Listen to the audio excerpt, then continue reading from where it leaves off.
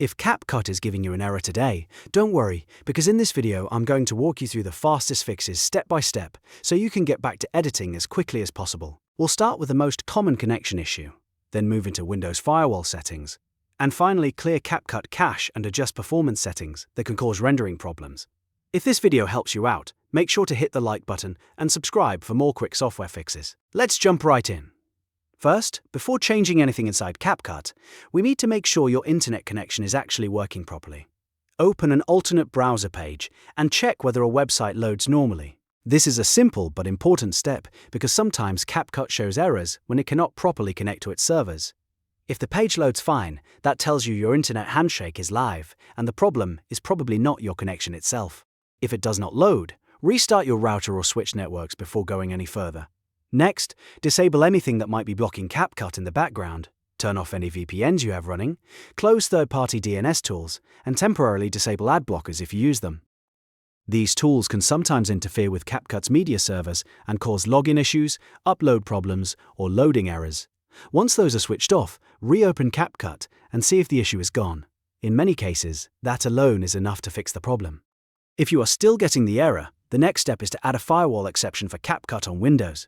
Open Windows Security, then go to Firewall and Network Protection. From there, click Allow an app through Firewall. Look for CapCut in the list and make sure it is checked for both private and public networks.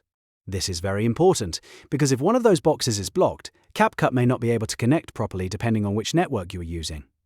After checking both boxes, save your changes and close the window. Now let's clear CapCut cache, because corrupted temporary files can also trigger all kinds of strange errors. Open the CapCut Home interface and look for the hexagon settings icon in the top right corner. Click it, then go to Settings and then Cache. Inside the Cache section, you should see a trash can icon. Click that to delete the temporary media junk stored by CapCut. This will not wipe your local project timelines, but it can remove broken cached files that are causing the app to misbehave. Once the cache is cleared, restart CapCut and check if the error is still there. If it is, the final fix is to adjust the performance settings. Go to the Performance tab and locate the video rendering options.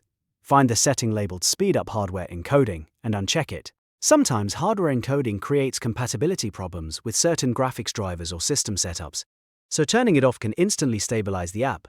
After you make that change, click Save and completely close CapCut, then reopen it so the new setting fully applies. At this point, you should have covered the most effective fixes for CapCut errors today: confirming your internet connection, disabling conflicting VPN and proxy tools, allowing CapCut through Windows Firewall, clearing cache and turning off hardware encoding. If the problem was caused by a connection block, a damaged cache file, or a rendering conflict, one of these steps should resolve it. If this guide helped you fix the issue, please hit the like button so more people can find this tutorial, and subscribe for more easy software troubleshooting videos.